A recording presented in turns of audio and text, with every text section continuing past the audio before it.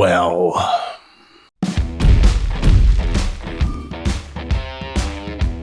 here we are. I've been making full franchise reviews since just about the start of this channel's existence, beginning with the Puppet Master series. These are fun but taxing videos to put together, and always a decidedly wild ride full of educational opportunities. This was no more so than on May 3rd, 2021, when I bit the cultural bullet and released my ultimate Ju-On video, covering all 18 Grudge entries from around the world.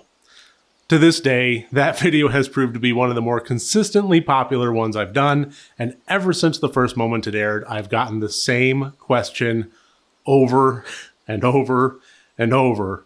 When are you going to tackle the Ring franchise?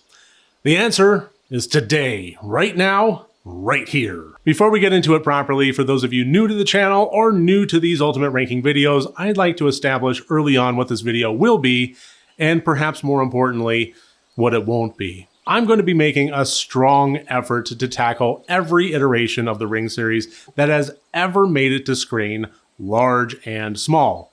All 16 of them. Technically, it should be 17 as the new 2022 movie Sadako DX was just released in Japan in late October. However, there haven't been any copies made available on the internet, and believe me, I have looked. I've reached out, I have begged, all to no avail. That review will have to wait. In preparation for this video, I have read and will be referencing some of the literary materials that have provided the foundation for this franchise, including the original Ring by Koji Suzuki and the 5 English translated mangas currently available, but these printed editions won't be on the block for actual review. Which brings me to the obligatory moment when I make the following statement. I don't speak Japanese, nor am I entrenched in Japanese culture, history, or society. I will nevertheless make every effort to be respectful and get as close as I can to my understanding of pronunciation and interpretation. But I do apologize in advance for anything along these lines I fumble or get outright incorrect. As I tackle each entry in this franchise, it will include a mostly spoiler-free synopsis, immediately followed by an evaluation of the film or TV series, and at the end of the video, I will tally up all the scores. What do I mean by mostly spoiler-free, though? I'm going to be digging into the plot and character details a bit further than just broad strokes. With the Ring especially, that really becomes necessary for reasons I'll get into later, but I will be avoiding discussing overall character outcomes, who lives, who dies, etc. Okay, enough jibber jabber. Time for some Ring.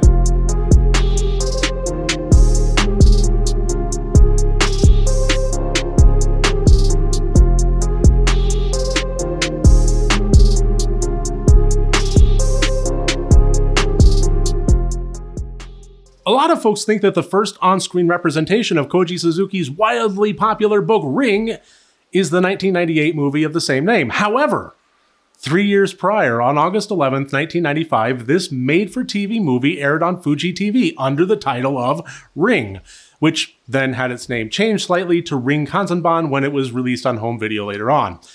Here's the funny thing about Ring Kanzenban. After reading the novel and watching all the films, I can safely say that while this may not be the most quality iteration, it is by far the most accurate. I mentioned a moment ago that I'd be covering things in a bit more detail than just broad strokes, and that with the Ring especially, it was quite necessary. Here's why that is.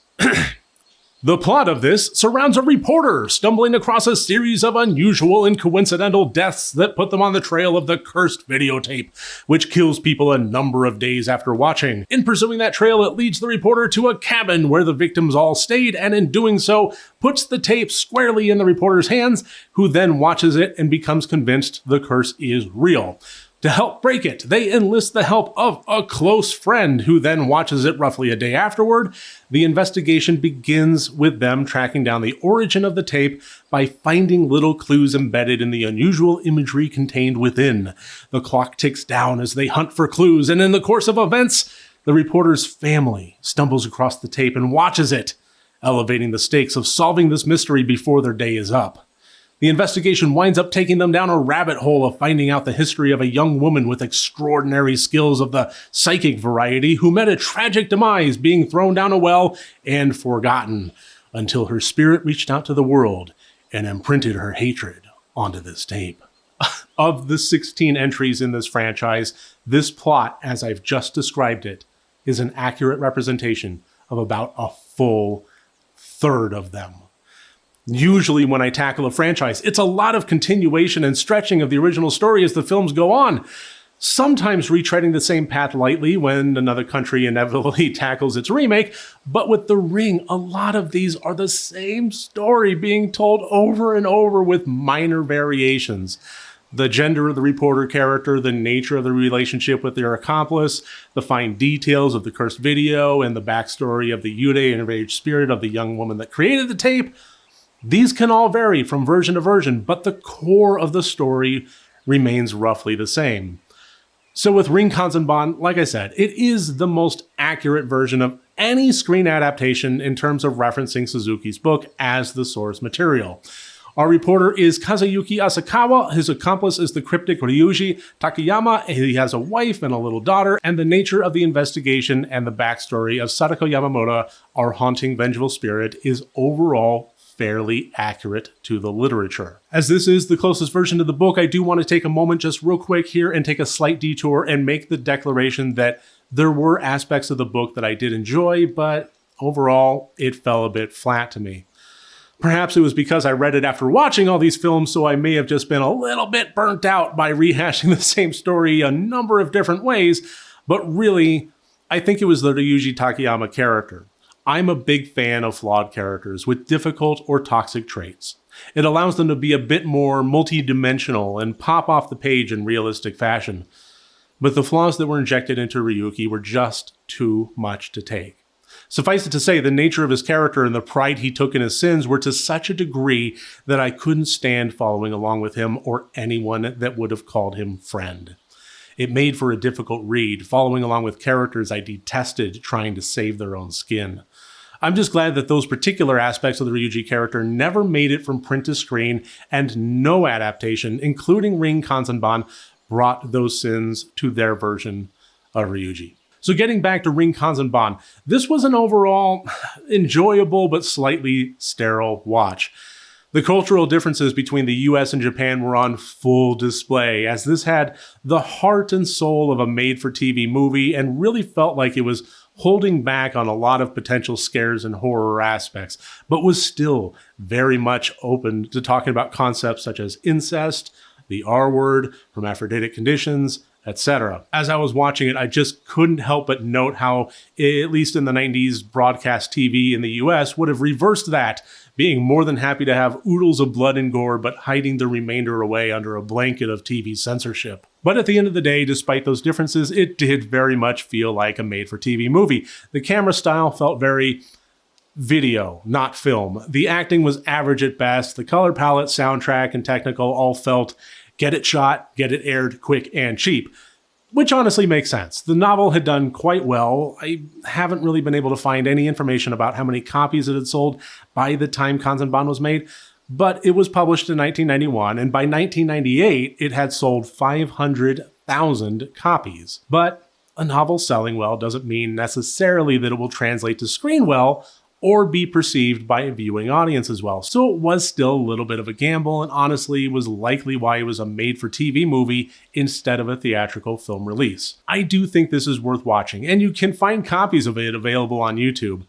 Besides being the most faithful adaptation, there is something to be said for watching the genesis of what would ultimately be a juggernaut of a film franchise. Additionally, as a side note, there was a certain degree of delight in watching a film tackling a sinister tone of a foreboding atmosphere and a storyline rich with tragedy, only to be broken up by commercial breaks of the cutest little CGI mascots touting their cleaning prowess of their laundry detergent.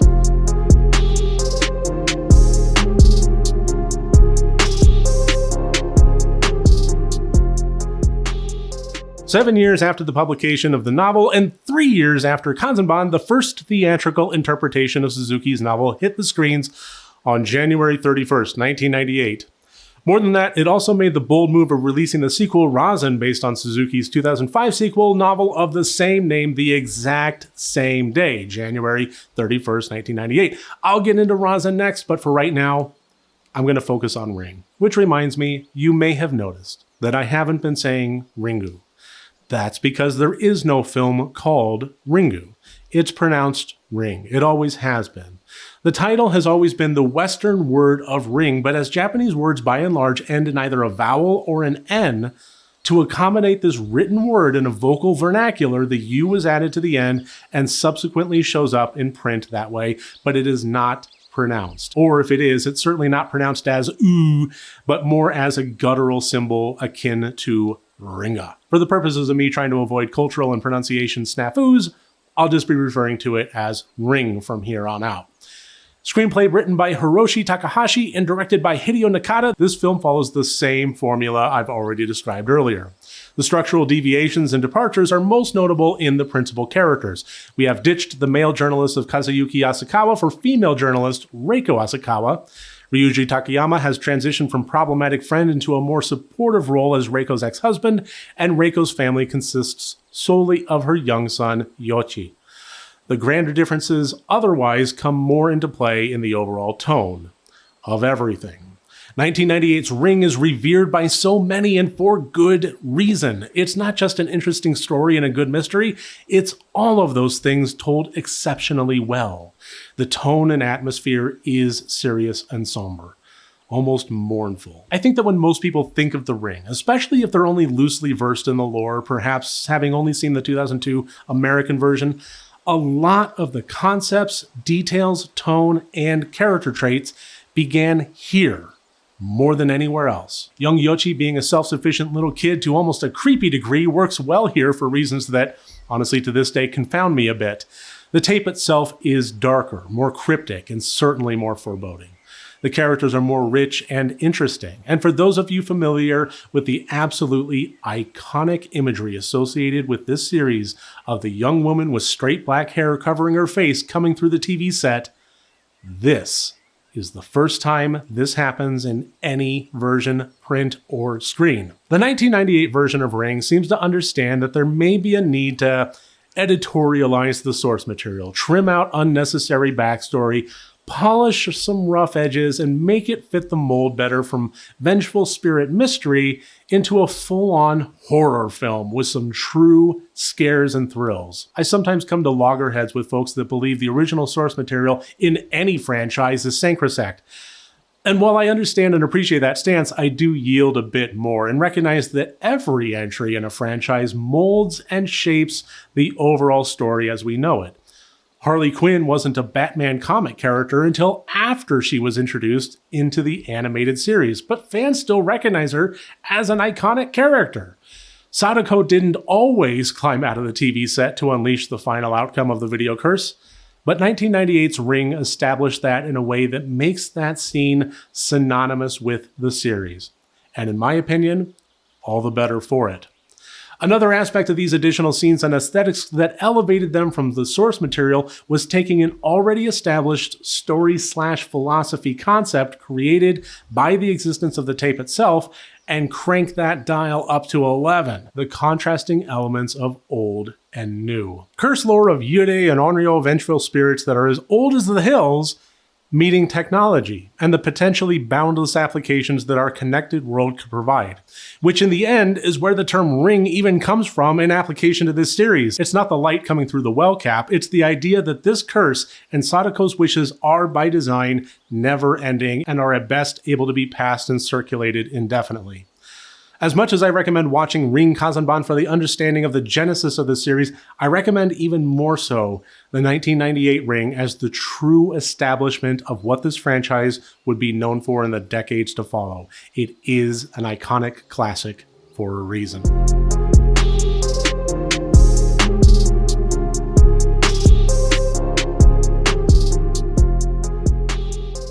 As mentioned, Ring was released the same day as its sequel Rasen, or Spiral. Continuing the saga only a few little hops from where the first film left off, we finally find ourselves in new storyline territory.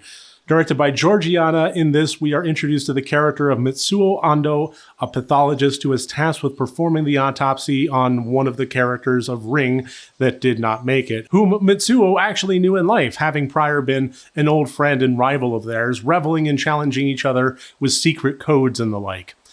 The challenge and the codes continue after death as Mitsuo is put on the trail of Sadako Yamamoto's curse, which takes a decidedly different turn this time around. While 1998's Ring was a widespread success, being not only a solid film in its own right, but also built on the shoulders of a widely successful book and TV movie, Rasen did not fare so well. Receiving pretty harsh reviews and little audience or critical acclaim, this is a movie that largely became known as the forgotten sequel, and later on, even swept under the rug unceremoniously.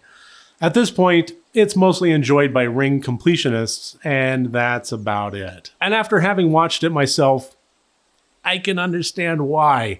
Although not terrible, this really wasn't a great movie, and the last thing a mediocre film wants to do is live directly and immediately under the shadow of an iconic classic such as Ring. I wasn't able to get around to squeezing in a read of Suzuki's follow-up novel of the same name that Rasen is based on, but I did acquire and read the manga, and as much as I hate to admit it, I think a lot of the faults are embedded right in the story itself. I love Asian horror movies. I have for as long as I can remember being a horror fan generally. My first exposures to films such as Ju-on the Grudge, A Tale of Two Sisters, Shudder, Pulse, The Eye, etc. shaped me and my cinematic preference as I dove in headfirst with gusto. But if I had to be honest with a fairly common critical observation as somebody that has seen so many horror films from Japan, Korea, Thailand, and so on, it would be that a lot of the beauty found in the terror is born from a beautiful marriage of atmosphere and simplicity. And the longer that tale gets told, the more that simplicity is irrevocably broken. That's certainly not exclusively an Asian horror thing. It's a common difficulty of all storytelling across the whole of human experience. But with Asian horror cinema, I have noticed a strong propensity to get lost in its own narrative and go from 1 to 100 in supposition, wild theory, and tying tenuous strings between situations in hand and the farthest stretches of cockeyed imponderables. Such was the case with Rasen. The character of Mitsuo Ando was interesting enough, being provided his own tragic backstory that would provide a strong character motivation down the line. But aside from that backstory and being put on his case, there really wasn't a whole lot to chew on. So instead of following dynamic characters, we're instead left to lean against the story itself, which wound up going so far down the rabbit hole that I just struggled to stay afloat. It didn't help that so much of this was built on the backs of characters locked into a spiral of one wild theory after another, each of which found the most odd methods of self-support when scrutinized. Concepts of viruses, evolution, the meaning of life and death, the socio-political response to the AIDS crisis in the 80s, the strength of genders in nature, and so much more are posited as foundational support for the wild, grasping at straws theories that just get plopped down unceremoniously only a moment before. It all shrieks of finding evidence to support theories rather than letting theories be formed from evidence. I didn't hate Rasen, but honestly, after everything I loved about Ring, this just felt like the conversation continued on for the sake of continuing on, rather than actually wanting to follow up the prior story in a more meaningful way, and in the process of doing so, spiraled out of control.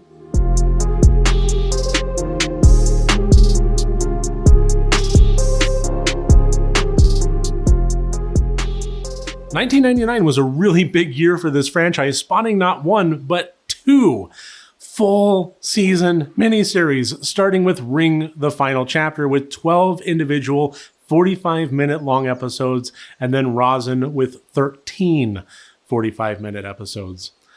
One of the first things I said at the start of this video is that these full franchise breakdown vids are fun but taxing videos to put together and always a decidedly wild ride full of educational opportunities.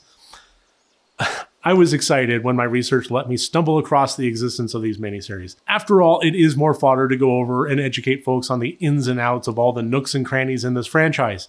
Every revelation in my journey throughout this whole ordeal was its own double-edged delight. That excitement became even more elevated and conflicted when I found a copy of both of these miniseries with subtitles that I was able to watch and evaluate thoroughly. Up until this point, I thought this whole video would just be a bit of a fun lark. How many entries could there be? I asked myself. I originally, off the cuff, planned a video around 6 or 7 movies. Easy peasy, that's what? 10.5 hours of watch time? It's cake. It's pure cake. Then I found a fair bit more than 6 or 7 movies to it.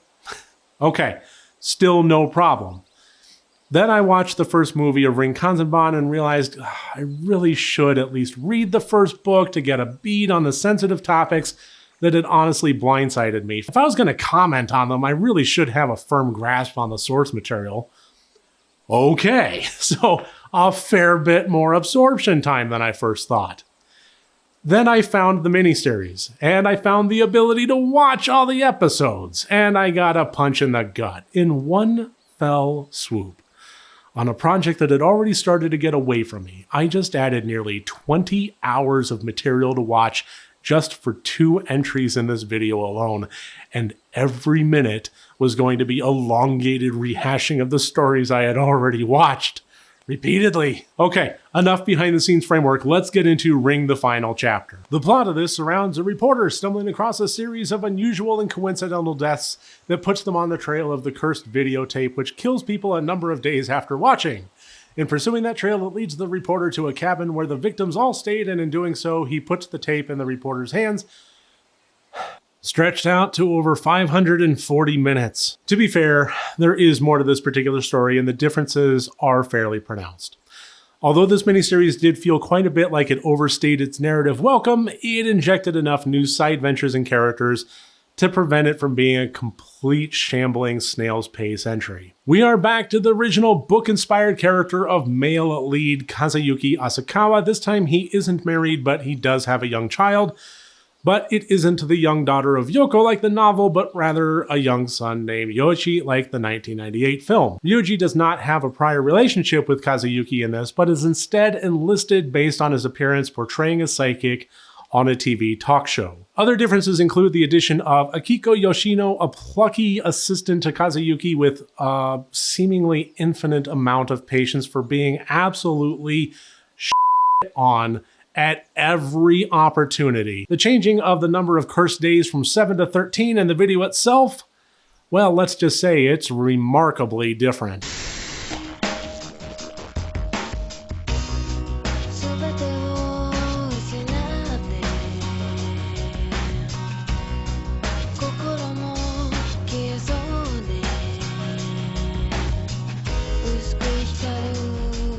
There's a whole lot I can complain about with Ring the Final Chapter, and I will, but it honestly doesn't feel productive. This miniseries is the farthest thing in the world from scary, and as an investigative mystery thriller, it's pretty flat right out of the gate. It is campy, cozy fun though. The performances are all over the top awful, especially the insufferable depiction of Ryuji, who is constantly playing cryptic games of never giving any helpful answers or movement forward with a mystery, answering every question with a question, and anytime anyone stumbles ass backwards into some sort of clue or solution, he always follows it up with, "Well, of course that's there. It took you long enough to catch up to where I was 15 steps ago." The notion of the tape being a recording of a sad pop music video was a little bit out there, but the plot and story actually managed to dissect that enough to not only be plausible, but honestly rather interesting. Additionally, there's the music. The slim majority of the miniseries has no soundtrack to it, but there are constantly injected tracks indicating tender moments, investigative moments, jigsaw montage secret reveal moments, etc., and none of them are subtle.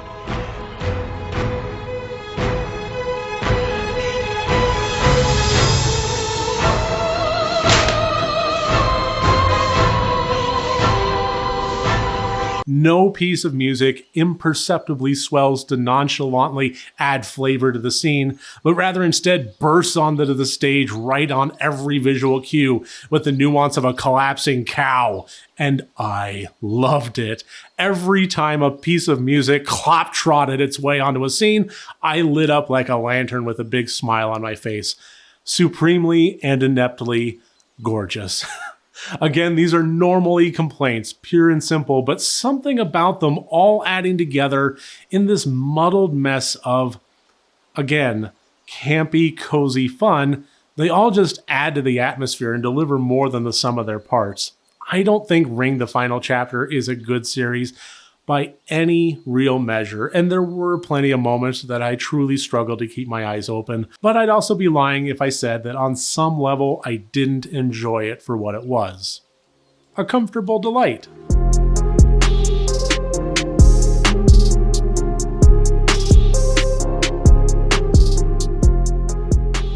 So the same year as Ring the Final Chapter released based incredibly loosely on Ring, we got the 13-episode miniseries Rasen released based incredibly loosely on Rasen. Everything that I said about Ring the Final Chapter applies here, with one stark difference. There is no comfy cozy feeling, and all the complaints I have serve fully and completely to this series' detriment with no redeeming qualities to save it. This was honestly just one of the worst of all worlds. The core element of it is the storyline I already stated to be convoluted and uninteresting in my assessment of the 1998 Rasen film, but then take all of that, mix it with even further nonsensical plot branches, all the acting and production value of the previous miniseries, or lack thereof, a tone that is dour and lifeless, and then stretch it way beyond the breaking point to eke out a 650-minute runtime. And there you have it. Oh, and take out the fun music portions because those are gone too. Any music in this is lifeless and largely unnoticeable. Look, I strongly believe one of the bigger rules of horror in terms of keeping things scary is to isolate the terror. It's one reason haunted house stories work so well. Everything is contained. The bigger it gets, the less scary it becomes. And The Ring is a great example of this. The curse is extremely isolated in that it only is afflicting the characters that watch the tape. Seeing their faces impossibly blurred in photos just drives that home. Going to the supermarket, nobody would know they're being hunted, but they are, and they know it, and they are very alone. Rasen, as a concept, kind of throws all that out the window. It refuses to accept the contained, isolated terror of Ring and instead branches out in all directions, thinking that worldwide consequences would be more frightening when in fact the opposite is true. At face value, a VHS tape that kills people is a silly concept, but the simplicity and the mystery of the lore and the way it's told sells it very well.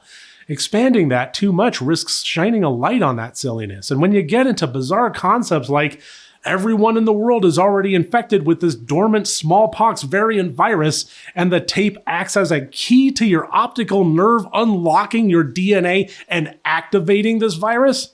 And oh, by the way, we're going to broadcast the contents of the tape worldwide. The terror is no longer contained, and the silliness is now standing middle stage solo spotlight, and I'm struggling to keep interested. Throughout some ups and downs in this journey so far, I would have to say that getting through this series was probably my biggest struggle. I can't recommend it for anyone beyond Ring completionists. And even then, it's not a recommendation, but more an understanding of the goal and the sympathy of knowing what those folks are in for with this mess of a mopey series.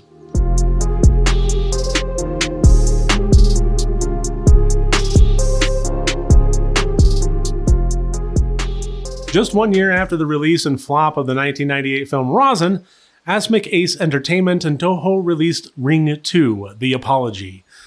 Alright, not really. It's simply Ring 2, and it is a direct sequel to the 1998 Ring, with much of the cast reprising their roles for a completely original story, not based on any works of Koji Suzuki. This is one of the main reasons I wanted to make this video. This whole series can get awfully confusing until it's really broken down. Even stepping outside of the originals, repeats, reboots, and reinterpretations, do you want to watch a sequel to The Ring? Well, which one? Rasen or Ring 2? If Rasen, which one? The movie or the series? If you're referring to Rasen by the name Spiral, as many folks do, are you sure you're not confusing it with the 2000 movie Uzumaki, also called Spiral, based on the works of Junji Ito? It can be a lot, so I'm glad to be tackling them piece by piece here and now in rough chronological order of release.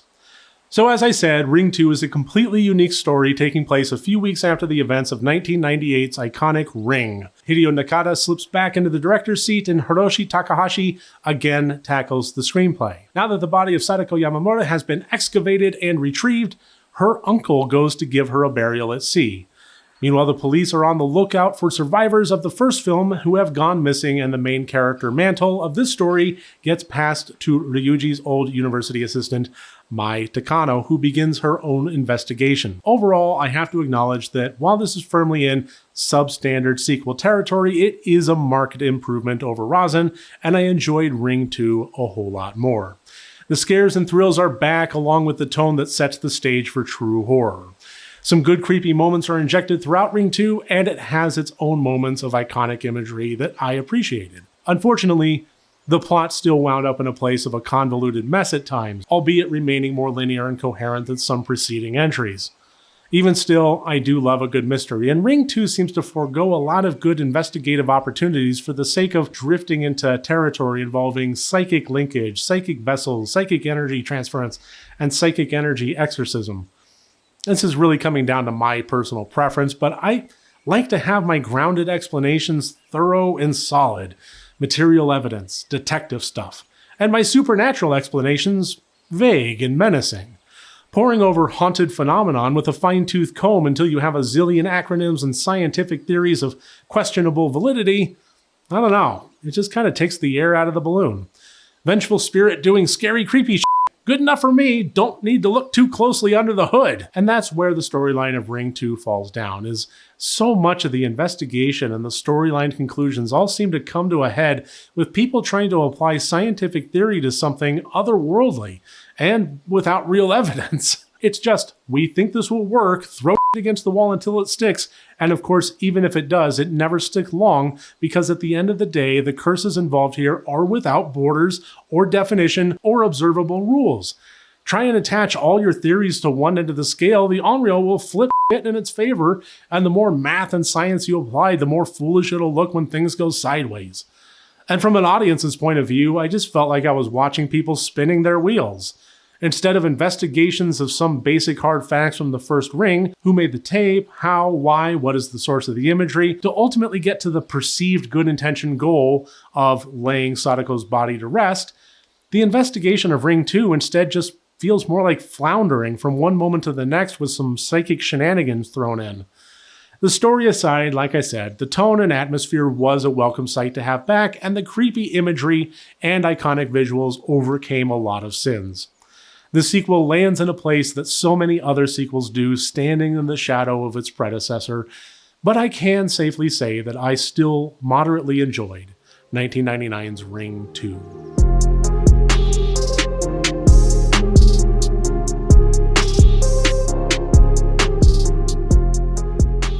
Well, here we go again. The plot of this surrounds a reporter stumbling across a series of unusual and coincidental deaths that put them on the trail of the cursed videotape, which kills people a number of days after watching. This time, Korea is taking a crack at Ring with their 1999 entry, The Ring Virus, directed by Kim Dong-bin. This Korean take on the story cherry-picks different elements from both the novel and the 1998 movie, incorporating different aspects of each to tell this tale. In this one, we have our female journalist of Hong Sun-ju, and instead of a problematic friend, she enlists the help of Choi Yul, a pathologist that had just performed the autopsies on one of the coincidental death victims, which puts him naturally in the investigative path of Sun-ju. The character known up until this film as Sadako is now Park Yoon-seo, and fun fact, this was the film debut of Bae Doona, who you might recognize from the show Sense8. This is a bit of an odd situation because there's nothing really wrong with the Ring virus to speak of.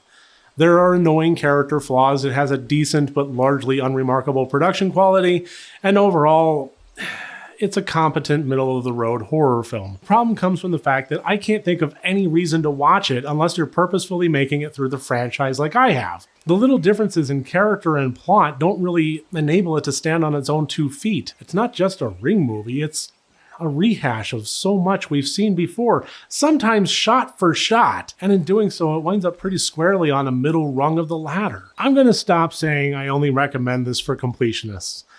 It's kind of self-defeating. Completionists like myself are a special breed of mad, and will watch it regardless of my recommendations. So instead, I'll just say, for anyone else, I can't really recommend The Ring Virus, but I also have nothing against it. If you want to watch a Ring movie on a lark and perhaps want to see a slightly different character take and slightly different tone, then go for it. Otherwise, I'd say just watch the original 1998 Ring.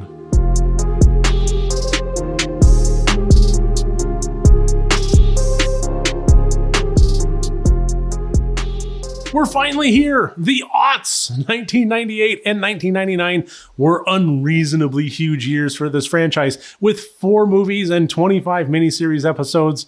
But we are now finally in the year 2000, and we have a new story to boot. Directed by Norio Tsuruta and screenplay once again written by Hiroshi Takahashi, this film is based on the short story of Lemonheart from the birthday anthology by Koji Suzuki, the 4th novel in the Ring series he penned. Throughout the series thus far, one aspect that has been largely consistent is during the events of Ring, as whatever reporter is investigating the images on the tape, eventually through one clue or another, Sadako Yamamoto becomes discovered as the likely creator, and thus the nature of the investigation shifts from the tape to Sadako herself, finding out who she is/was, her backstory, and her motivation. In this, a frequent element is tracing her backstory up until the point of her becoming a young woman around the age of 19 and her joining an acting troupe for a short period of time before disappearing mysteriously. Because she was only with the troupe briefly and the investigation is happening decades after this particular bullet point, finding eyewitnesses able to recall her with any real helpful information is difficult, and this is where one of the investigative branches oftentimes hits a brick wall. In Ring Zero Birthday, this film is centered around Sadako's time in this acting troupe, and we finally get a clear picture of what happened as she starts out as an understudy that captivates folks with her beauty and her performances. In this film, we get a different picture of who Sadako is. Kind and gentle, she seems to enjoy acting and is overall a pleasant character. But strange events seem to surround and afflict her, causing mysterious and ominous situations that plague and haunt Sadako. Combine that with the cutthroat world of the performing arts, mysterious elements of murder, romantic entanglements, etc., and you wind up with a conflict pressure cooker that explodes in the most perplexing manner. Although I can't say that this was an excellent film, there was a lot I found to like about it. Portraying Sadako as a sympathetic character was a great move. I found that a lot of the best sequels in existence, horror and otherwise, aren't afraid to flip the core concepts of the original on their head, while at the same time walking that fine line between delivering something fresh and also not tipping over into outright disrespect of the prior entry. And for my money, Ring Zero Birthday walked that line reasonably well. That said, although this movie worked for me as an average horror film, it still really didn't feel much like a Ring movie. The tension, atmosphere, mystery, and simplistic terror of Ring were largely absent, favoring instead a bit more of a basic origin story that treated every opportunity for scares instead like contrived plot devices. It did occur to me after having watched Ring Zero Birthday that so far in 8 screen iterations surrounding this tale, I've been entertained several times, but only one film in the lot has succeeded in scaring me.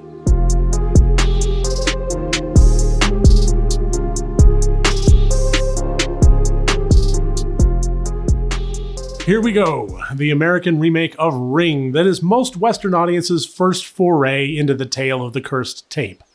Director Gore Verbinski was inspired to make this after Walter F. Parks, industry producer and writer of War Games and Sneakers, 2 of my favorites just as an aside, gave him a copy of 1998's Ring. Fortunately, the timing was right as studios were relaxing more to the idea of atmospheric horror after the success of The Sixth Sense, and production was greenlit, hiring on Aaron Kruger to write the screenplay. After 3 draft attempts, Scott Frank was hired on to help and provide an uncredited rewrite before they had a finalized screenplay that they were happy with. The plot of this surrounds a reporter stumbling across a series of unusual and coincidental deaths that puts them on the trail of the cursed videotape, which kills people a number of days after watching.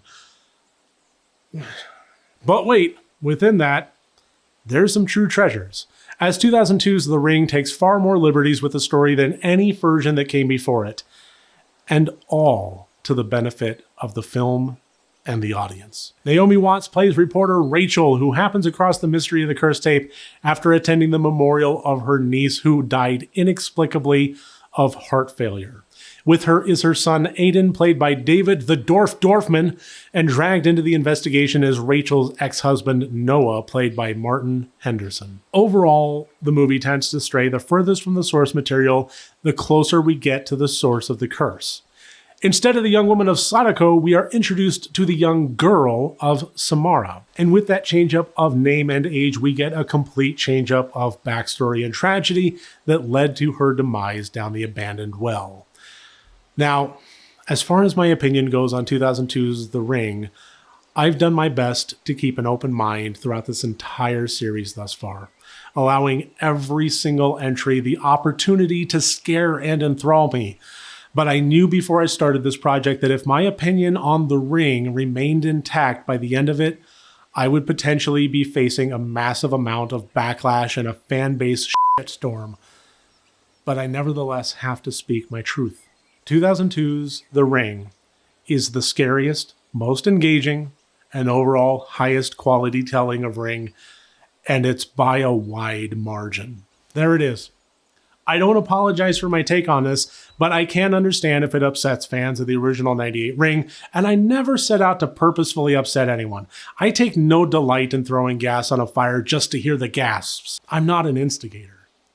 I'll be honest, I'm as astounded as anybody else. I typically abhor American remakes of popular foreign films. A Tale of Two Sisters against the Uninvited? No contest. 2008's French extremist The Martyrs against the 2015 Softball remake? Easy win. Wreck versus Quarantine, Funny Games versus Funny Games, The Eye versus The Eye? It's all worth watching the original rather than the remake. Now, I know I said the same thing about The Grudge being better than Ju-on The Grudge, but I think I can get a little bit of a pass on that since they were both written and directed by Takashi Shimizu, and I can make the argument that with each iteration of his directorial efforts, he just got better and better with more refinement, leading to the magnum opus that was his 2004's The Grudge. But with Gore Verbinski's telling of The Ring, almost every single bullet point I can list, the remake just did better, which makes it an outlier in the world of horror. The atmosphere. Setting it in rainy, dreary Seattle was a brilliant move. Filming with a slight green tint LUT over everything added an otherworldly quality that added to the isolation of the characters. Verbinski even shot each scene in a manner to avoid every character having a visible shadow, allowing for an unnatural, tough-to-place-your-finger-on, creepy quality. The Cursed Tape. The darkest, most visually compelling, and outright spine-tingling iteration shown on screen thus far. We've come a long way from a haunted pop music video. The Face of Terror. One common aspect of this series is the face of terror imprinted on victims at the moment of their death. I'll be honest, up until this point, these faces have drifted somewhere between, wow, they sure were scared, to outright hilarity in the attempt. 2002's The Ring is the first face of terror in this series that damn near made me shit myself the first time I watched it. The phone call. Throughout this series, the phone call after the tape viewing was a bit inconsistent, happening with some characters but not others, and for many of these entries simply wasn't an element at all. The nature of the journalist's main character actually believing in this curse after the first watch was largely an element of gut feeling or foreboding. They simply knew it. They were going to die. Occasionally, they would prove it using a camera showing their distorted, cursed faces later on, but in the immediate sense, it was just instinct, which doesn't translate very well to screen. By incorporating an impossible element like the phone call in a consistent manner, The Ring used a very simple device to elevate the concept of the curse from a curiosity to an outright threat in one fell swoop for Rachel.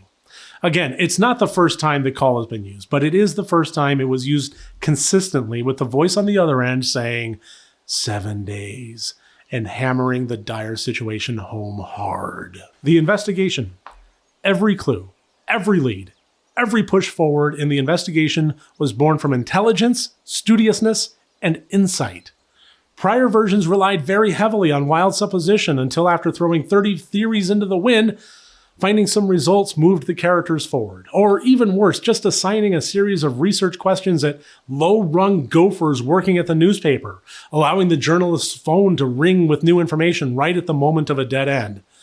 Rachel did her own research. She pored over old documents, records, and articles until she was able to paint a picture of Samara's upbringing. She interviewed people and got tight-lipped locals to open up and reveal the secrets surrounding the island they lived on.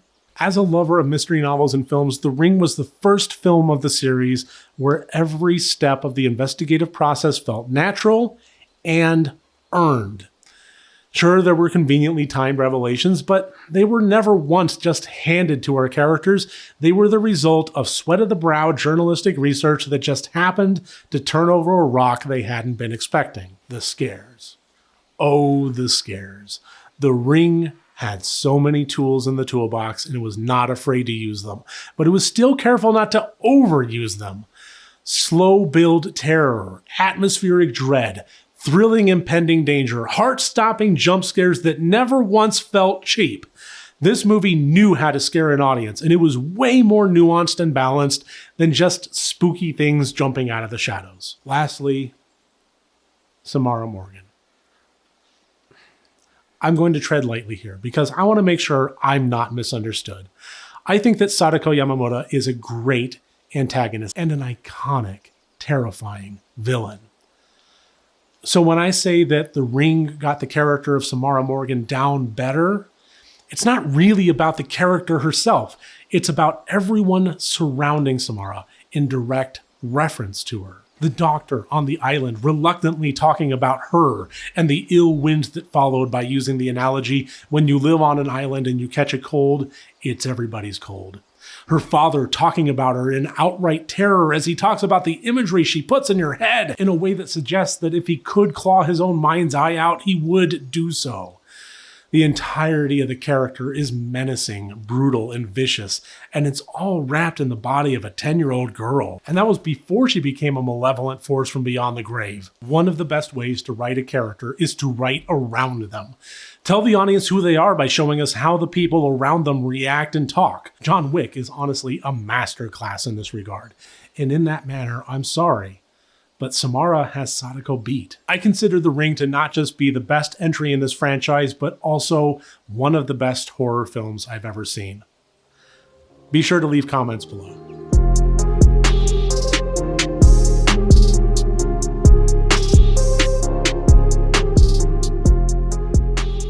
This was a short film that is difficult to see as much more than marketing.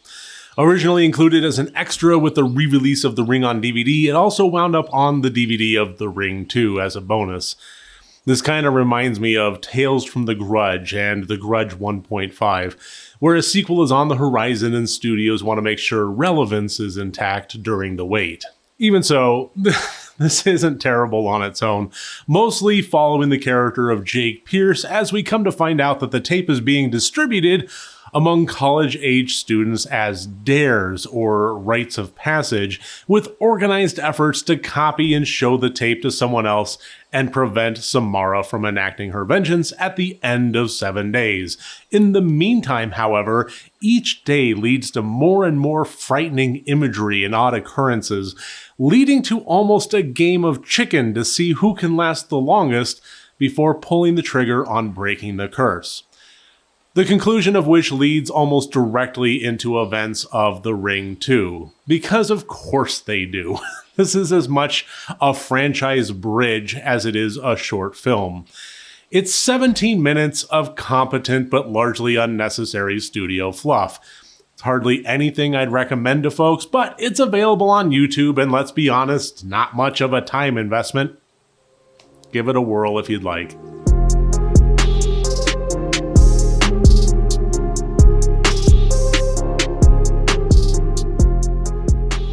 And here it is, the inevitable sequel, made solely for the purpose of cashing in on a successful first run.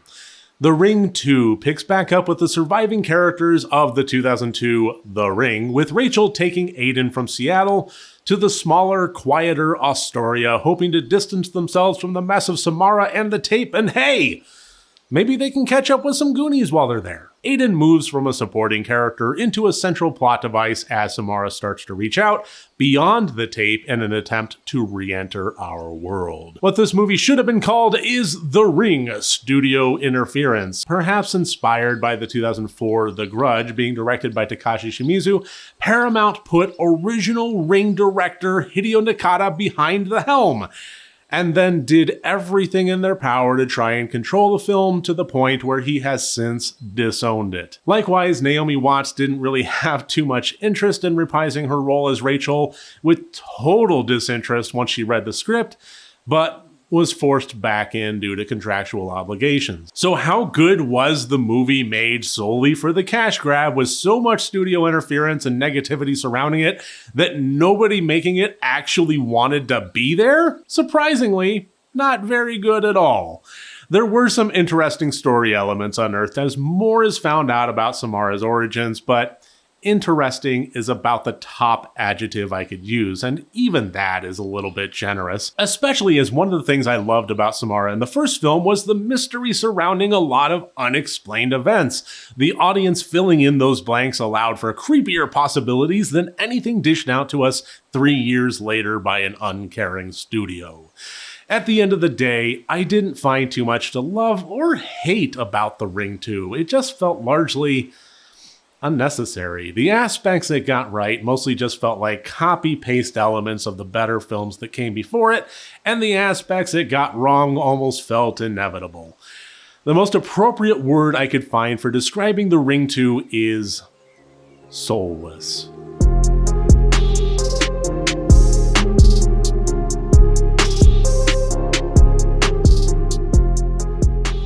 We're back in Japan, 12 years after Ring Zero birthday released. Koji Suzuki has continued working on writing novels extending out Ring lore with the new entry of S, published on May 12th of 2012, the same day as the film it would inspire, Sadako 3D, gets released. A lot of 12s here. May 12th, 2012, 12 years between films. Anyway, this series has followed a somewhat unusual path, with constant restarts of the same story, but overall on a grander scale, the pattern appears familiar.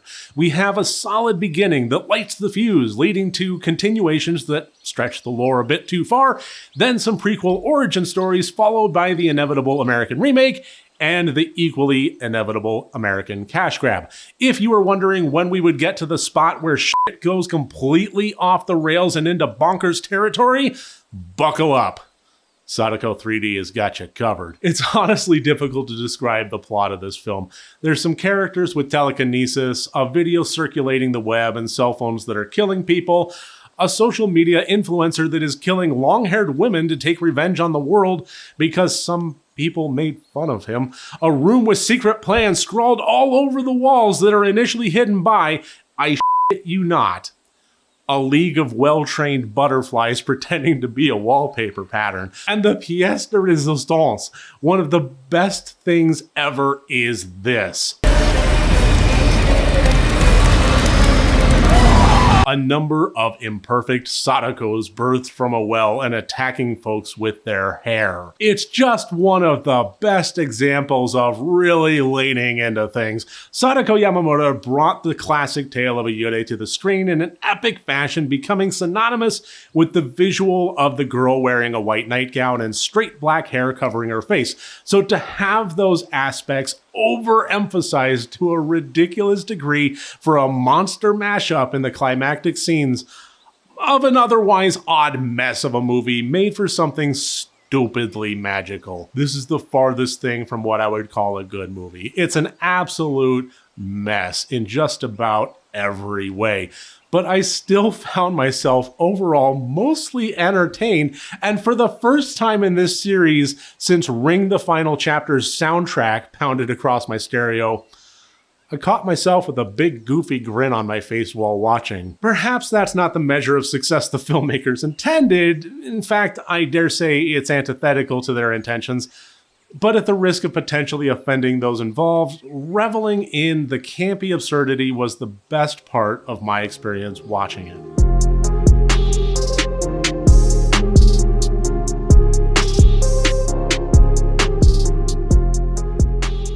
A continuation of the storyline from Sadako 3D, picking back up with the surviving characters 5 years after the events of the first film. The director of Sadako 3D, Tsutomu Hanabusa, returns to direct this sequel, and the story largely revolves around Sadako attempting to return to the world through a child that was born after the events of the first film. What this reminded me of more than anything else was a thematic carryover from the American version of The Ring 2.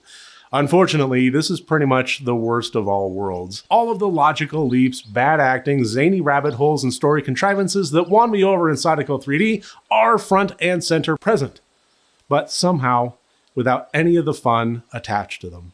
What was previously a delightful mess now just comes across as, well, a regular mess. Witnessing a hair monster attack a train full of people should have been more fun than this. But mostly Sadako 3D 2 just proved to be an exercise in attempting to stay awake. Reading through some comments after watching, I get the sense that I'm a little bit of an outlier in this regard. That most people hated Sadako 3D with a vengeance and found this sequel to be a step back on the right path of coherency. I agree that the story itself might be a little bit better conceived, but it still wasn't something I was able to latch onto or have any resonance with. And in the absence of an engaging storyline, I'd at least like the opportunity to have a little chuckle, which is something that I felt was noticeably absent in this film. It's funny that a train is a pretty important scene in this film because as far as I'm concerned, this franchise is very close to coming fully off the rails.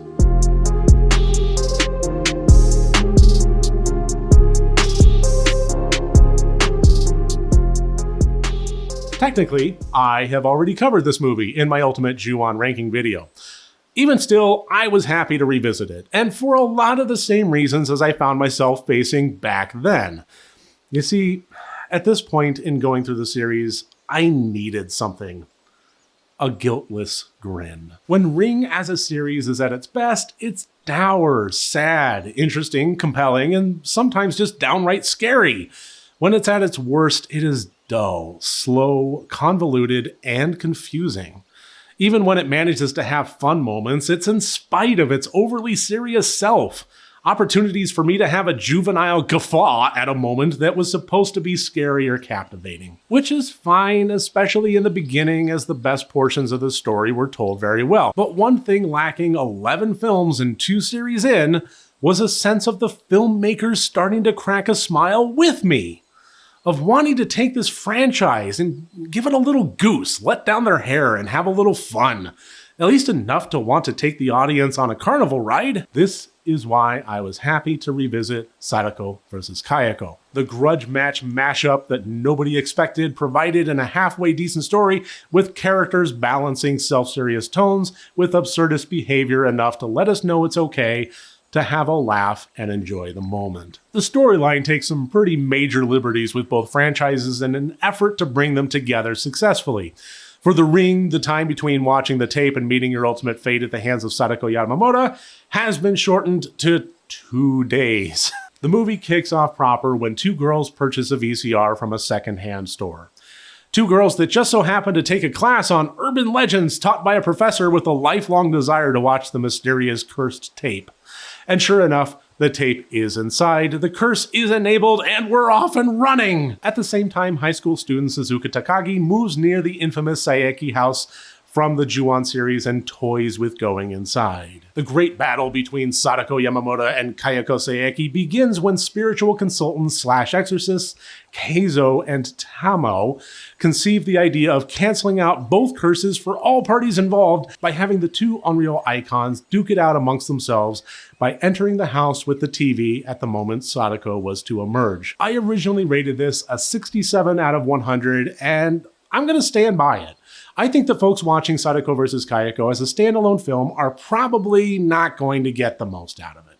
It really does beg to be watched as part of a franchise marathon project, because of course it's not going to do justice to these 2 legends of horror on a surface level. I mean, try watching Freddy vs. Jason if your only experience is watching the first 1 or 2 movies of each. It's going to be oddly jarring with the tone and the campiness. But Sadako vs. Kayako, approaching it as an entry to be put in the lineup as a saving grace of pure popcorn fun just when each franchise desperately needed exactly that, it was a romp that I can't help but love.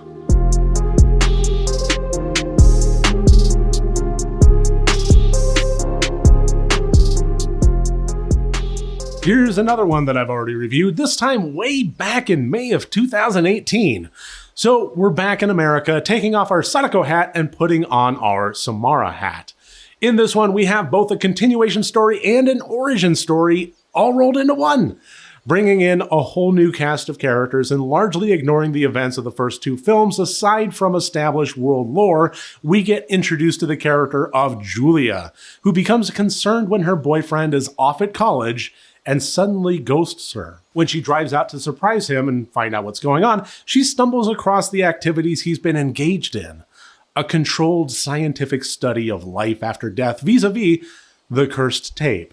The experiment, which assigns Tails to watch the tape afterward, preventing the deadline from being reached, is headed by Professor Gabriel Brown, played by Johnny Galecki, who stumbled across the tape at a secondhand store. From there, we can only presume that Samara throws a hissy fit about her curse being used in such an analytical way instead of the murdery way, because the rules start changing haphazardly, with Julia watching the video and suddenly her tape can not only no longer be copied, but also start revealing new footage. With the methodology of avoiding the curse now broken, the investigation is back on, with the hunt for Samara's remains after the events of the first films and the subsequent rabbit hole that leads to in revealing more truths about the origin of Samara Morgan. So we're a full 4.5 years out from when I first reviewed this, and considering I rated it a 74 out of 100, I think perhaps I was being a bit too charitable at that time. Or at the very least, I'm a different person now.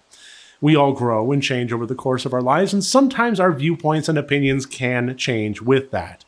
My first instinct is that I really don't feel very strongly about this, certainly not enough to actually revise that score. I don't consider it a situation of me making a grievous error that needs to be corrected like I did when I revised my score for the 2017 film Revenge. However, since this is a ranking video, and I'm not just making these judgments, but stacking those judgments of these films against each other, I will go ahead and revise the score to reflect my current thoughts, if for no other reason than to provide clarity in comparison and contrast with these other Ring films in the final tally.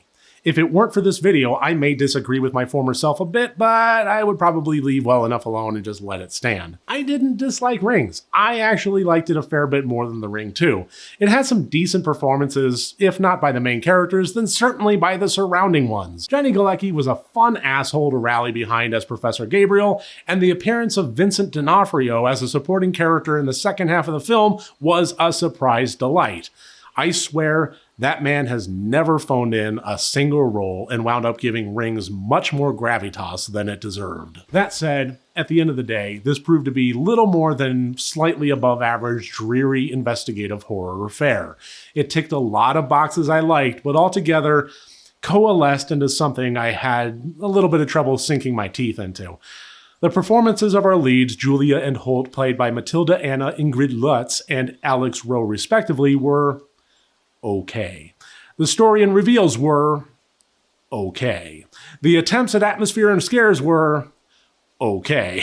Nothing outright failed, but nothing outright succeeded, and it wound up in a place of adequate competence, which, for a studio production with the goal of making money, and with a budget of $25 million and a very slow trickle to reach a worldwide gross of $83 million, it mildly succeeded. Adequate competence could seem like a victory. But for a filmmaker creating a work of cinematic art, or the continuation of an iconic story that sparked a dozen iterations worldwide, forever imprinting the tale on the collective zeitgeist, adequate competence should feel a little bit more like a ping to the nuts by a wiffle ball.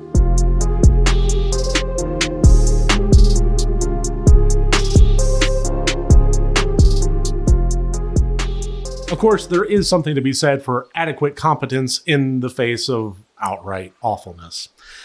We head back to Japan and take off our Samara hat and put on our Sadako hat for the 2019 entry, simply titled Sadako. This is the last movie I'll be covering here in this video. As I said, I would have loved to have also included the 2022 release of Sadako DX, but as this well goes even deeper with newer entries, they become more and more difficult to find in America with English subtitles, and even if they do manage to surface, it takes a while after theatrical release to get there. So that review may be a long ways off unless I learn Japanese and take a flight over there. 2019's Sadako primarily focuses on clinical psychologist Dr. Mayu Akikawa, who works at a local hospital. Things start to go haywire when a young girl is admitted that appears to have both some levels of amnesia as well as telekinetic powers that occasionally surface. She was found wandering the streets after her mother believed her to be the reincarnation of Sadako, locked her in the closet, and attempted to burn her alive. And let's just say things didn't go exactly as planned. Mayu's brother, an aspiring YouTuber, goes for a bit of a popularity Hail Mary by taking his subscribers for a tour of the burned apartment building and winds up disappearing. But his recorded footage mysteriously still winds up making it onto the internet. So now we have creepy video footage floating around, a potential reincarnation of Sadako, and a bunch of ominous weird happening to Mayu, who finds herself at the center of this particular storm. I kind of put 2019 Sadako right in line with Sadako 3D and Sadako 3D 2. From a storyline, effects, acting, etc. quality level, they're all roughly on par with each other. Sadako 3D benefited from having some fun moments toward the end, but overall they are quite similar. I think that there's a natural progression to a franchise, and with the ring and the lore surrounding Sadako Yamamoto, I think we've reached the point of diminishing returns. Probably reached that point 7 years prior, as a matter of fact.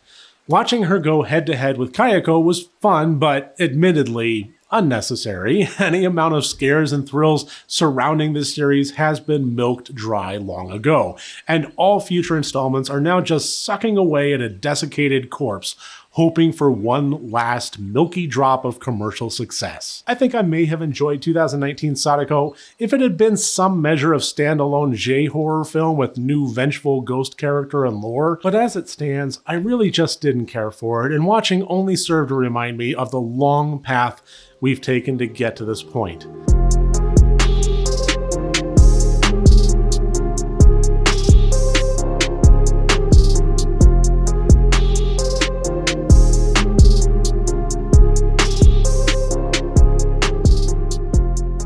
So here we are. Let's tally up the scores and see where the rankings are. Yeah, I'm gonna get some shit for this, but I can only speak my truth. Top of the heap, we have 2002's American remake, The Ring, followed by the still quality and iconic 1998 original Ring. Yeah, your eyes don't deceive you. Third place overall in the franchise is the much maligned Sadako vs. Kayako. Let this be a lesson learned. You can only tap into simple scares for so long, and at some point, it's okay to just let your hair down and have some fucking fun with things. I'm glad that I ran through this gauntlet, and even if you don't agree with my assessments, I hope I at least provided a modicum of clarity and a skosh of entertainment to your day. If you like this ranking video, please do me a favor and click the buttons below. If you're not subscribed, I beg of you to do so. It's one of the best ways to help me grow this channel. And if you'd like to support me further, consider dropping a super thanks or joining the Patreon. We have monthly watch parties, Discord chats, exclusive videos, and more, starting at only $1 a month. I appreciate you making me a part of your day, and I truly thank you for watching. I'll see you on the next video, and remember, next time you want to watch a horror movie, first make sure that it's good and